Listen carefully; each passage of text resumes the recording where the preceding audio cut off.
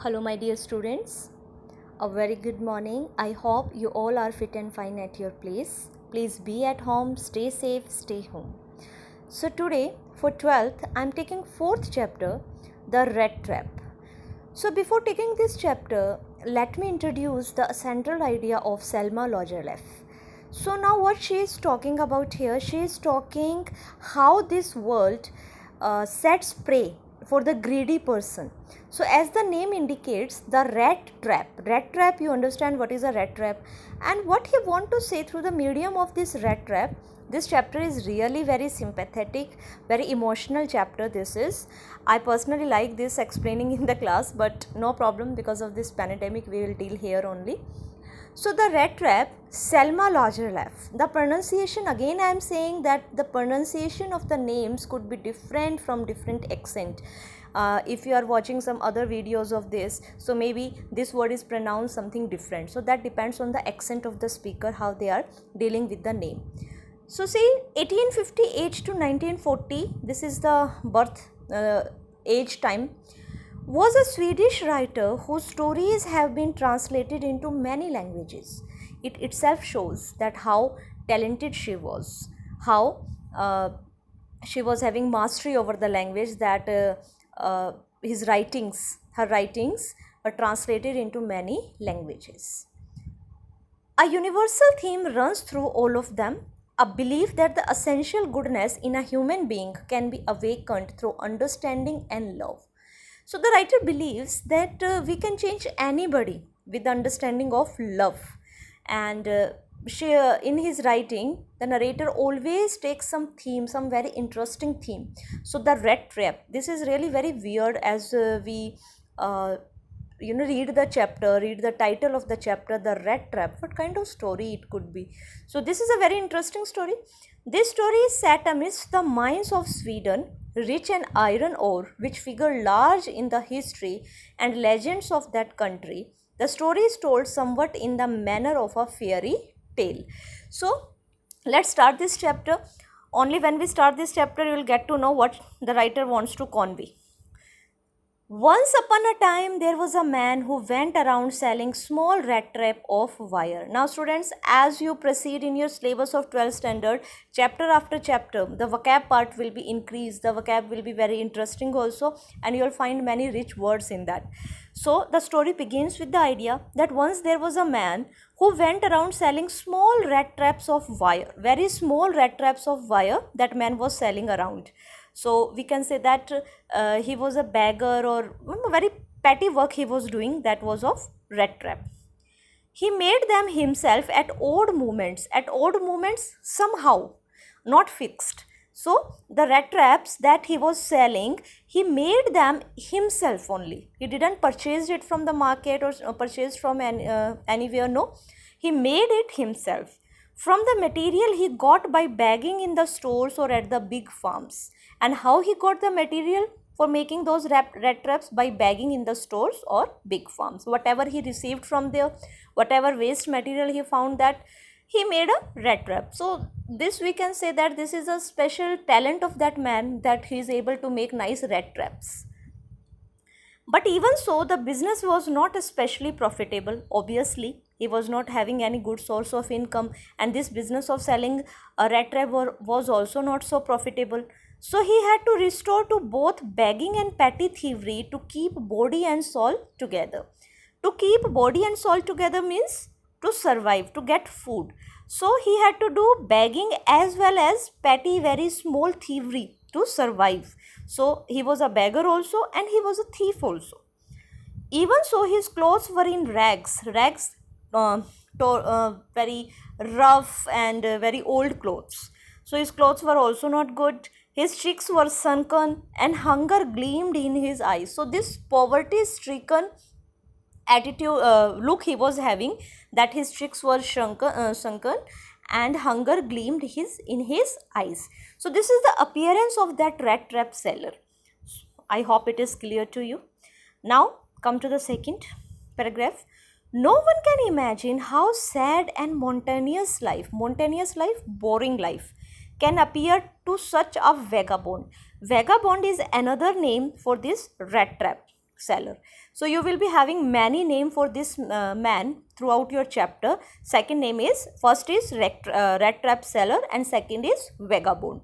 So now you can imagine how sad and monotonous life can appear to such a vagabond who plods along the road, plods walking carelessly, left to his own meditation in his own thought. So he was very carelessly walking on the footpaths, and he is in his own meditation in his own thought. He has nothing to do with the world. He was very poor, poverty stricken look he was having, and what kind of mentality it can be, let's see. But one day this man had fallen into a line of thought. So one day, while walking like this carelessly, one thought came in his mind which really seemed to him entertaining, which he found very interesting. This happens with us also, no? We are doing something, all of a sudden one thought come in mind. Sometimes we laugh at that, sometimes we feel serious in that. So one entertaining thought came in his mind. He had naturally been thinking of the rat traps when suddenly he was struck by the idea that the whole world about him, the whole world with its land and seas, its cities and villages, was nothing but a big rat trap. So he was having rat trap in his hand, and by saying those, what he surrounded with an idea that this whole world is nothing but a big rat trap. All the cities, villages, land, seas, everything is just a rat trap. It had never existed for any other purpose than to set baits for people. And what this world is doing? This world is setting baits for the people. Baits for people, how? Luxuries and all these things. By offering luxuries, he is setting baits for the people. It offered riches and joys, shelter and food. And what kind of bait he is offering? Riches, joy, shelter, food, heat and clothing. Exactly as the rat trap offered cheese and pork, and soon as anyone let himself be tempted by touch the bait, it closed in on him. You all have seen the rat trap in your house. You know how we set the bait for the rat, and how out of greed he entered in the cage and he got stuck on it. So he's comparing all these things with the world. There's a world shows us luxuries, good life and all the luxurious things, and as soon as we run behind them to catch them, we found ourselves locked in a rat trap of world, or we can say that expectations, imaginations. So this is how he compared world with the rat trap. The world had of course never been very kind to him. So look student, we all are having our own perception about world. If we are happy, we got everything that we need, then we see world as a happy place. But if we are sad and we are not having our basic needs, then can we say that the world is a very beautiful place? No. So obviously the world had of course never been very kind to him. So it gave him unwanted joy to think ill of it in this way. This is the human nature. If we don't like anybody, we feel happiness by saying ill about that person. So world was not kind for him. So that's why it gives him pleasure by thinking ill about the world. It became a cherished pastime of his during many dreary ploddings. Plodding I have explained you, carelessly walking aimlessly without any destination. When someone walks on the road, neither he is having house, neither he know where he is going. To think of people he knew who had let themselves be caught in the dangerous snare, and of others who were still circling around the bait. So while he was walking, he was thinking some people who are already in this rat trap, who are already caught in this rat trap of luxurious life and good food and everything, and others who were still circling, those are still working for this kind of life. He knew that once they get it, they will be rat trapped. Now see, now story what this, now you get to know idea about the protagonist of this chapter. One dark evening, as he was trudging along the road, trudging is another synonym of plodding, aimlessly walking. Along the road, he caught sight of a little grey cottage by the roadside. Student, he was not having any family, he was not having any house, he was not having any destination. He just walk on the road, wherever he goes, wherever he finds shelter, wherever he finds food, he sits there. So one dark evening, it was the evening time, and he was walking on the road. He caught sight of a little grey cottage by the roadside. So by the roadside, he saw a little grey cottage. Cottage is a small house. Obviously, it was already evening, so might be he's asking for shelter. And he knocked on the door to ask shelter for the night. Nor was he refused. Nor was he refused means he was not denied. The owner of the house agreed. Instead of the sour faces which ordinarily met him, the owner, who was an old man without wife or children, was happy to get someone to talk to in his loneliness. Now you just see, if someone knock at your house, knock at the door of your house and asking shelter, and he's a rag picker, he's a peddler, and he's a beggar. So you will make sore faces, you will deny. Will you allow that man to enter in your house? No, obviously. So this was unexpected for this peddler, for this vagabond, that not only that man, the man who was living in the grey house, he was an old man. He was not having wife or children. He was very happy to see him. That was unexpected. Very happy. Why? Because he thought that finally today I am having someone with him I can talk. It shows that the man is very kind-hearted and very talkative in nature. Immediately he put the porridge pot on the fire and gave his supper. Supper is your evening meal. So that man immediately, what he did, he put the porridge pot that we make in Hindi. I will say this khichdi, dalia, like this. This is called porridge. So put the porridge pot on the fire and gave him supper. They ate something. Then he carved off such a big slice from his tamaku roll that it was enough both for the stranger's pipe and his own. So they start smoking also after having their supper. Finally, he got out an old pack of cards and played Majolis with his guest until bedtime. Now this Majolis is the game played with the cards. You can search in the YouTube also what kind of game it is. It is played with cards. So after having supper, they started playing with cards. The old man, just as generous with his confidences as with his porridge and tamaku. So the old man was just as generous with his confidences as with the porridge and tamaku. He was a generous man, and he was sharing all his life with this unknown person. You can find it a fool also. He was a fool. Why he was sharing all his information with a stranger? But he was doing as he was talkative. The guest was informed at once that in his days of prosperity, his host had been a crofter at Ramsjo Ironworks and had worked on the land. So by discussion, the guest, who is the guest? Vagabond. He was informed that everything was good. When his days of prosperity, when he was rich, he used to work in the iron work. Now that he is no longer able to do day labor, it was his cow which supported him. So now he is not able to work in the iron works. So he kept a cow, and this cow's milk is supported him, and he is getting his daily meal by selling the milk of cow. Yes, that Bossy was extraordinary. Bossy cow.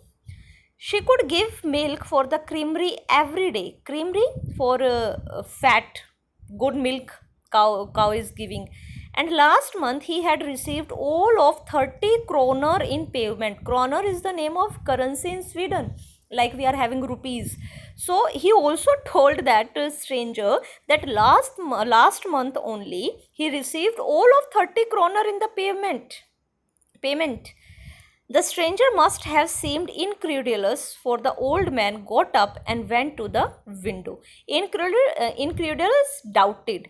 So when he said that last year I had 30 kroner, please don't consider this 30 kroner as 30 rupees. This is a huge amount in the currency of Sweden.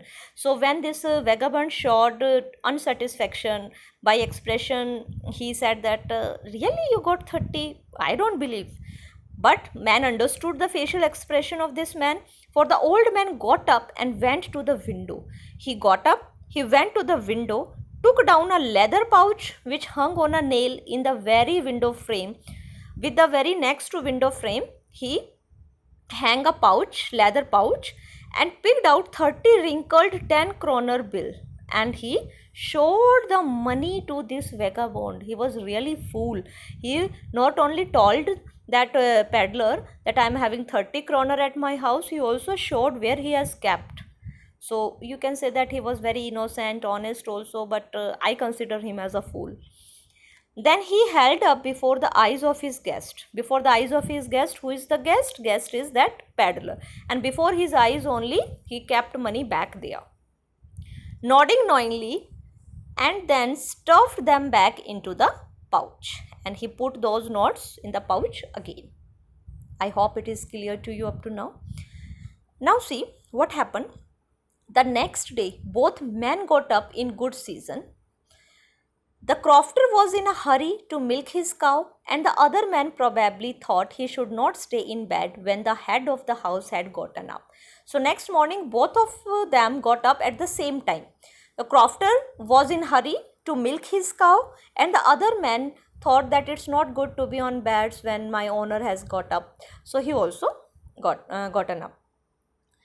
They left the cottage at the same time. Now this is good that both of them left the cottage at the same time. The crofter locked the door and put the key in his pocket. Fine, he locked his house, his cottage. The man with the rat trap said goodbye and thank you, and thereupon each went his own way. Both of them went to their own way. That owner of the house, old man, he went to take out milk of his cow, and other man, peddler, with his rat traps, he went on his way because he was not having any house. He just start walking, God knows where he will go.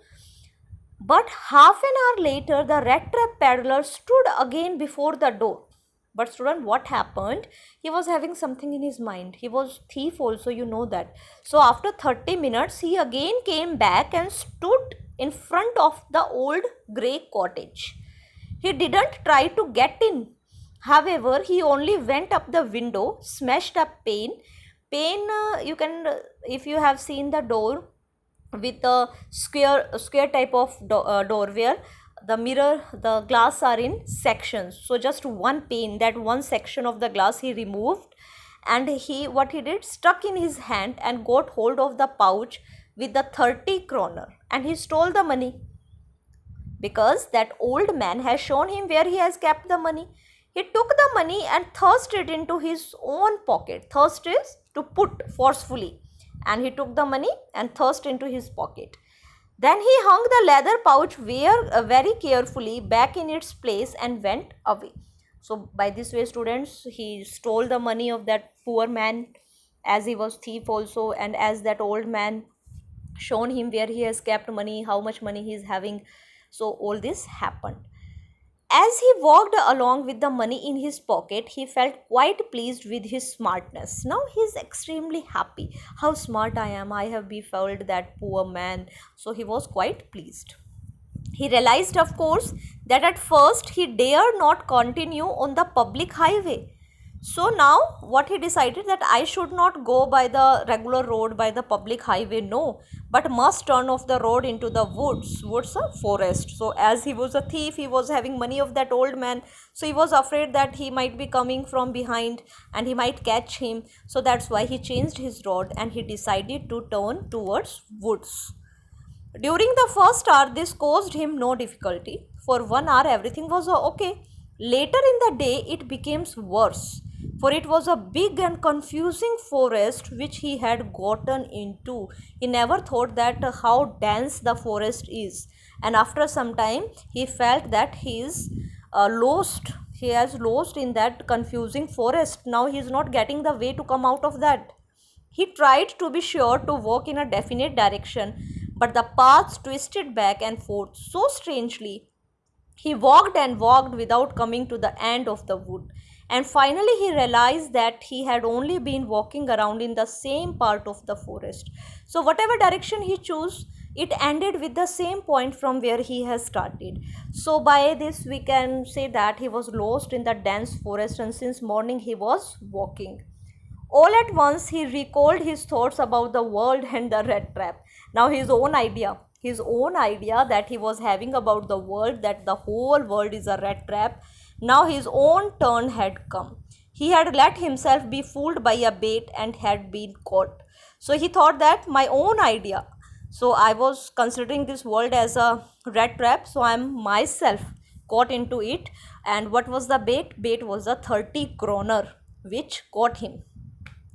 The whole forest, with its trunks and branches, its thickets and fallen logs, closed in upon him like an impenetrable prison from which he could never escape.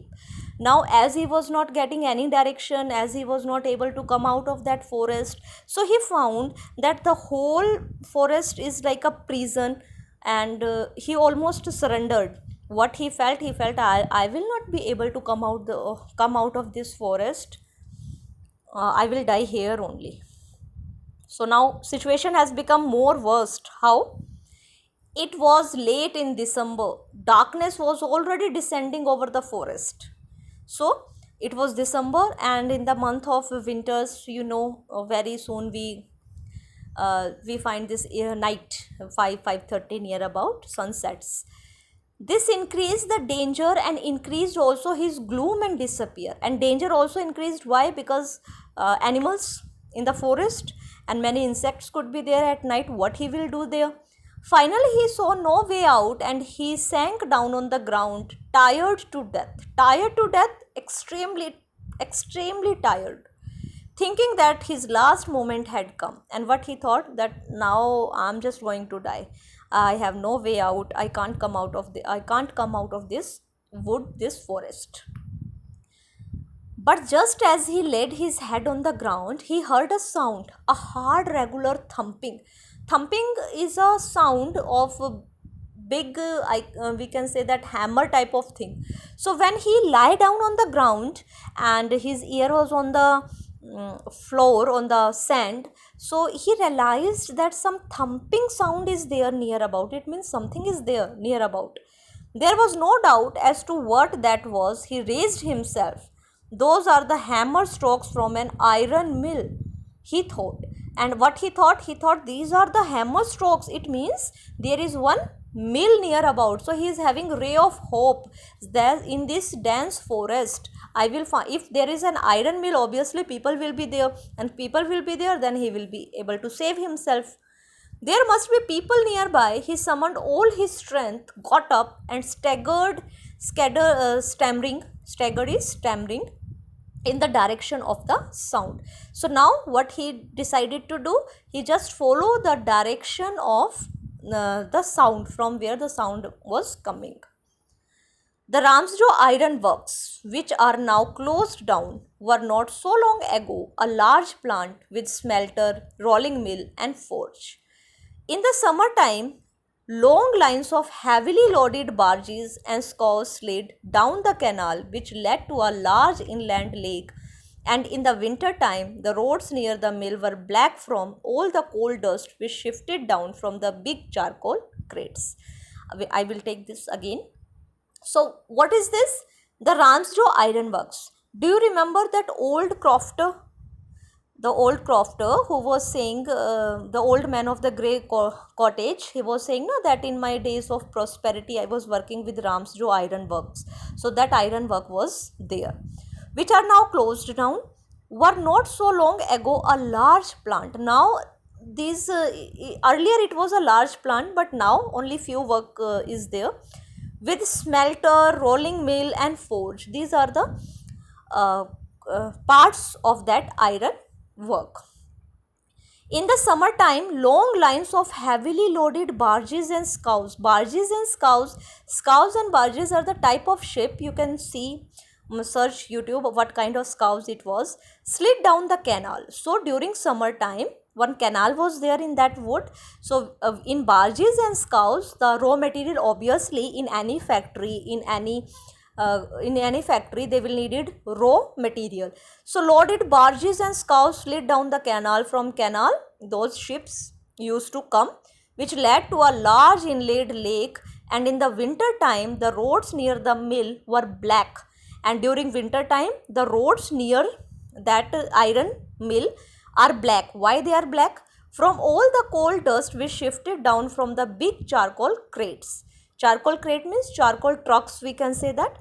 You might have seen when we carry something like that, something this what we call charcoal. Just take the example of charcoal only. If charcoal is there on the crates, then some charcoal has fallen down on the roads and it makes a road. So by this he was following the direction of iron works.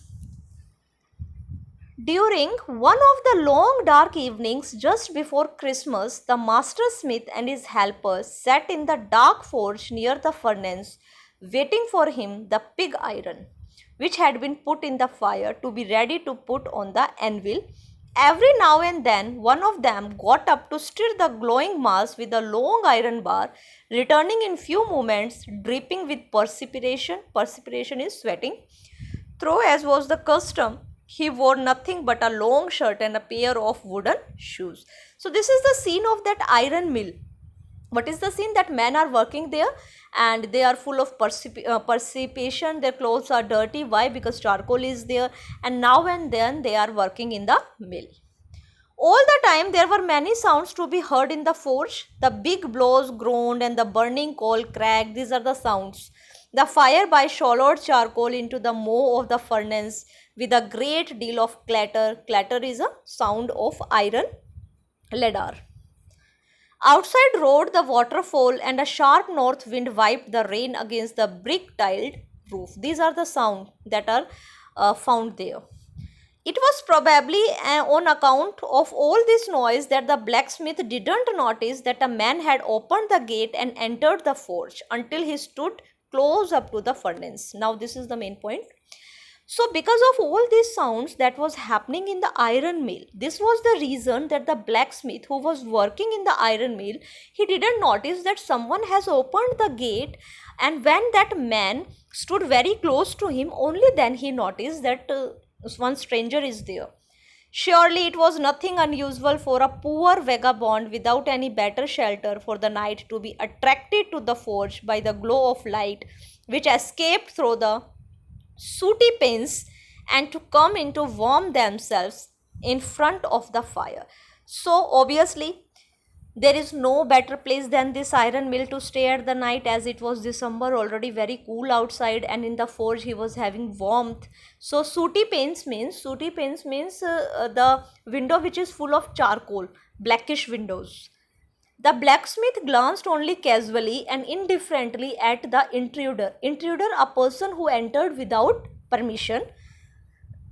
So he looked at him. He looked the way people of his type usually did, with a long beard, dirty, ragged, and with a bunch of rat trap dangling on his chest. Dangling is hanging.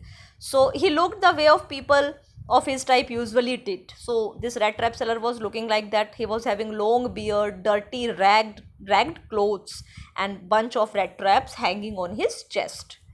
He asked permission to stay, and Master Blacksmith nodded a haughty consent without honoring him with a single word.